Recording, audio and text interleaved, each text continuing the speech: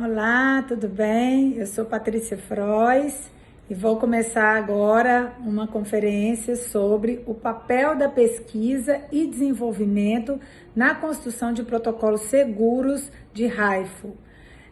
Para mim é um prazer estar participando aqui do RAIFO Conference e eu tenho trabalhado bastante com pesquisa, tenho realizado alguns estudos, inclusive no tema RAIFO, e esse encontro, com certeza, é um sinal de que essa tecnologia, cada dia, tem aumentado mais dentro da rotina da área de estética, de medicina estética, fisioterapia dermatofuncional e na própria estética.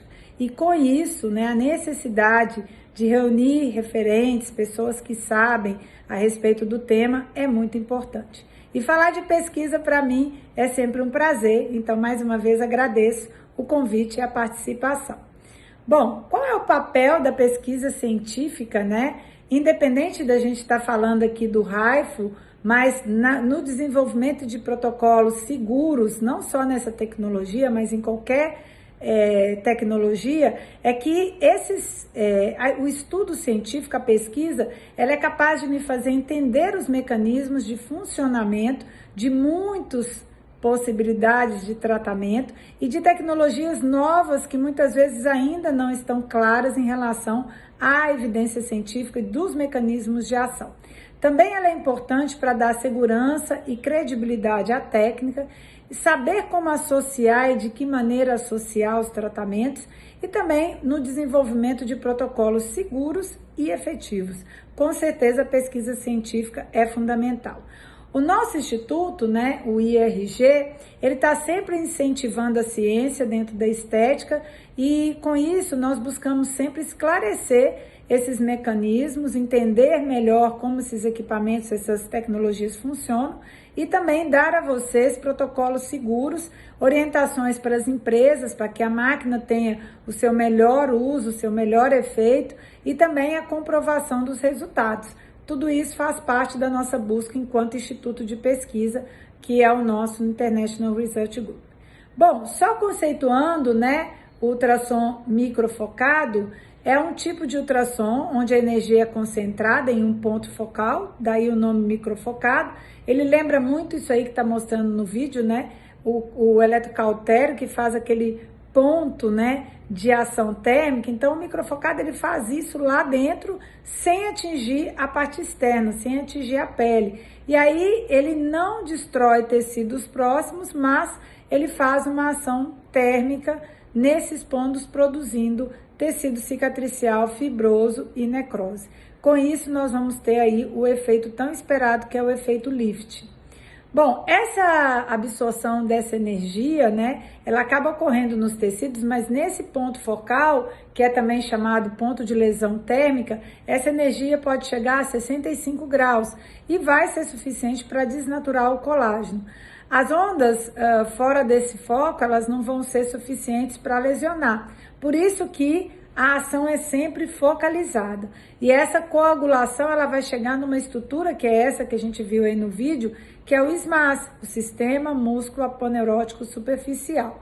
E aí, quando é feito essa aplicação, e a gente produz essa energia térmica, quando o transdutor vai passando, em cada ponto, a gente vai ter essa energia em profundidades diferentes, de acordo, claro, com o tipo de aplicador que a gente utiliza, com a frequência que ele trabalha e, claro, também com essa ação vai depender também da quantidade de energia que é colocada. Então, esse tipo de tecnologia, ela vai trabalhar com esse dano focal, mas com um objetivo positivo, com o objetivo de dar aí um tecido cicatricial que vai gerar uma cicatrização na pele e, consequentemente, o tão esperado efeito lift.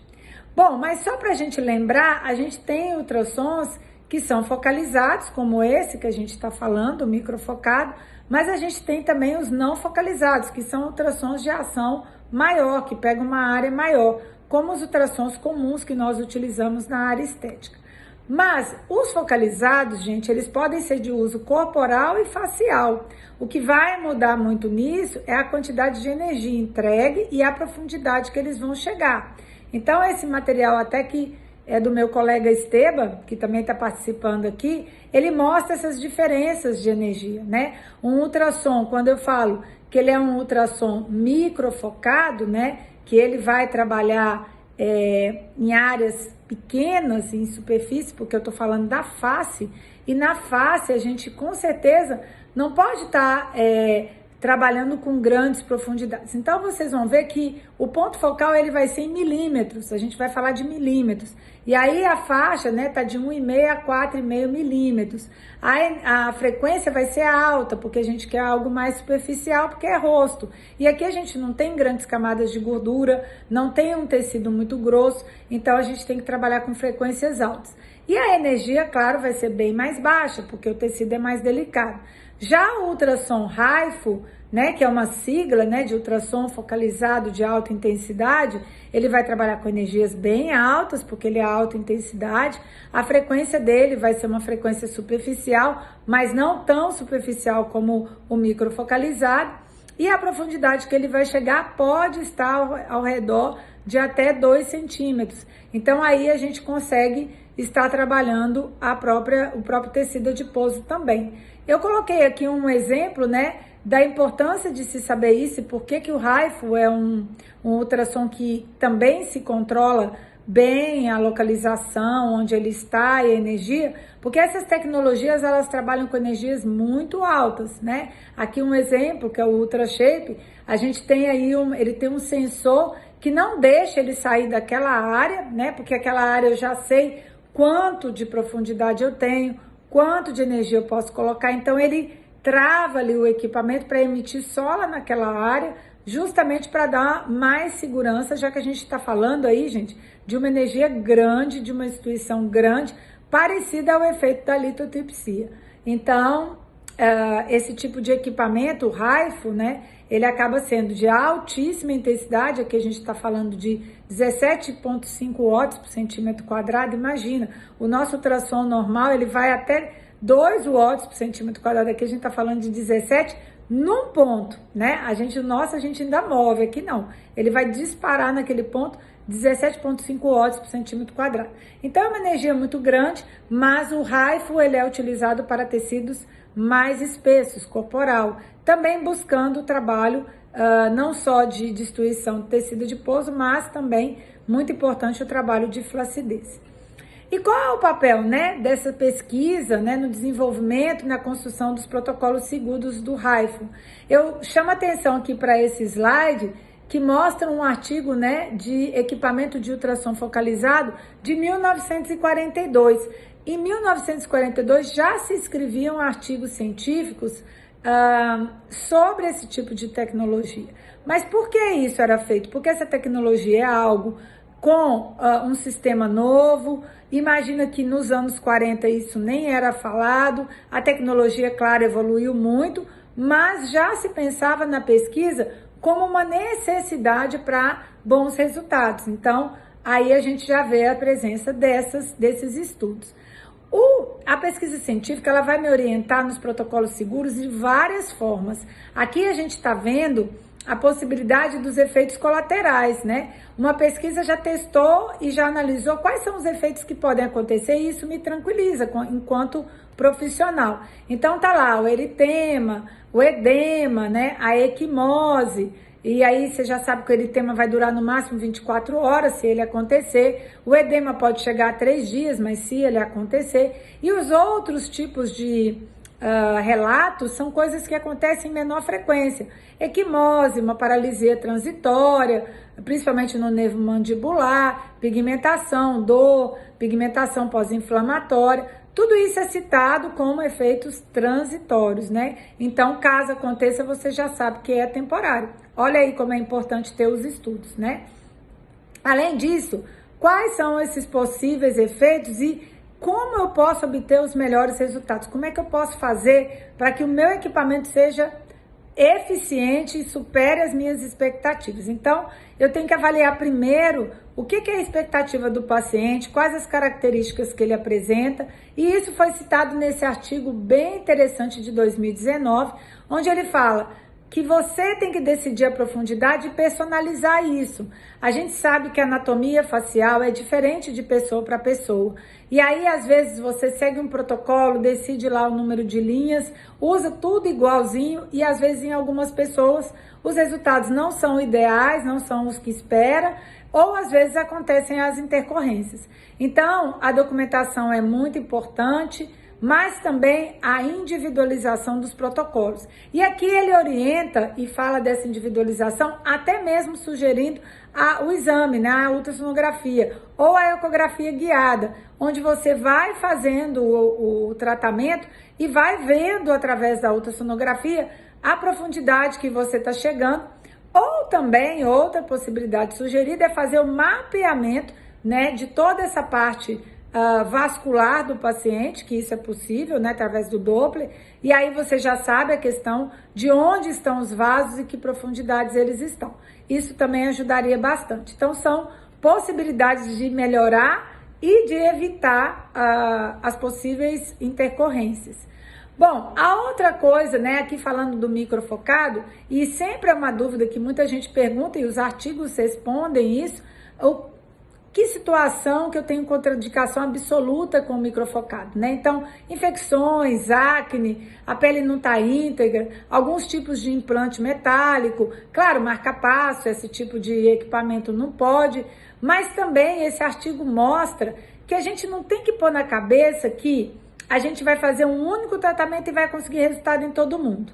Dependendo das características desse paciente, talvez eu tenha que ter mais energia ou mais sessões. Então, a possibilidade de aumentar a energia ou de aumentar o número de sessões é prevista dentro do estudo científico, né? Pacientes mais velhos, dependendo da característica, às vezes nem é uma indicação para esse tipo de tratamento. Então, você tem que avaliar bem para que você também não trate um paciente que não tem indicação e aí você não vai conseguir se enquadrar nas expectativas dele.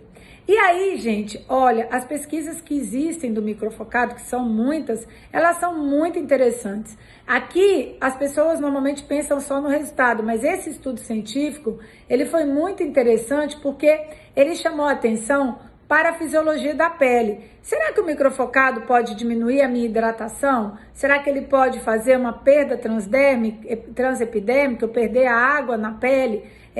Será que a minha propriedade viscoelástica, né, a parte de elasticidade vai mudar mesmo? Então ele fez uma análise usando telmíter, cutomíter, que são vários tipos de avaliações e possibilidades de análise da fisiologia da pele, e ele olhou esse lado, ele não olhou o lado da questão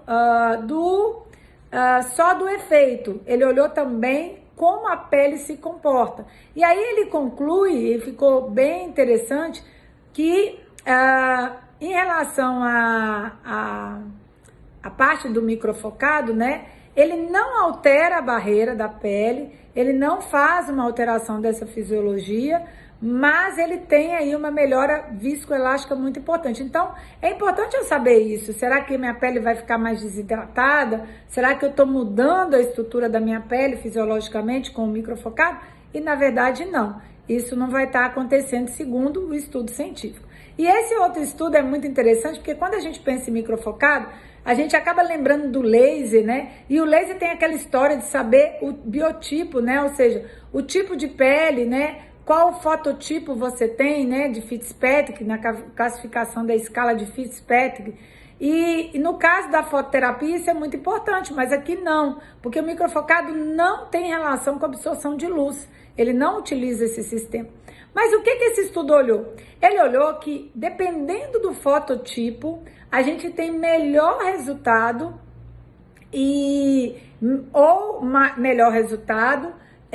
ou então uma maior ocorrência de efeito adverso.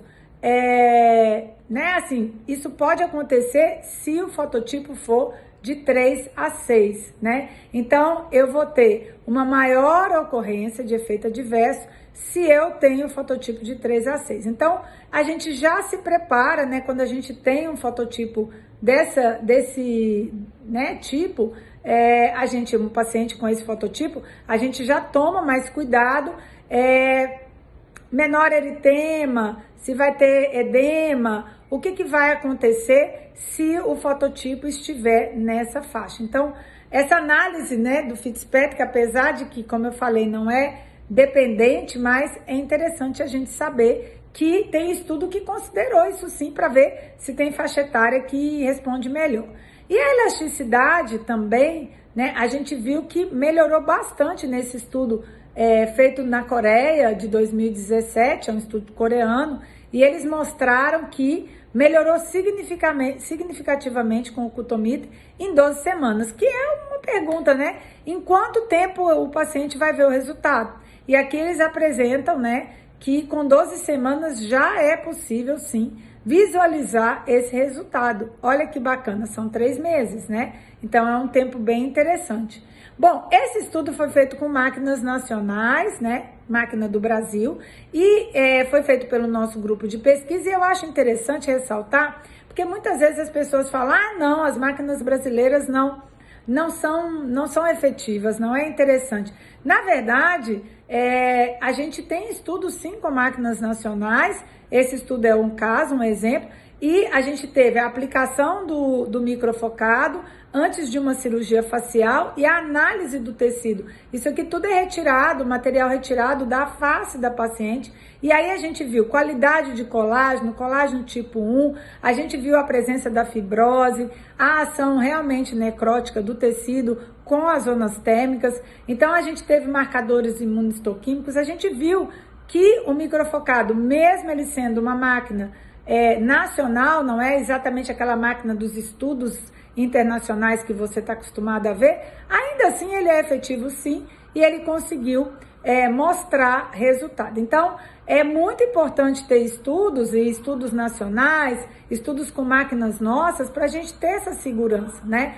E aí, a importância da associação.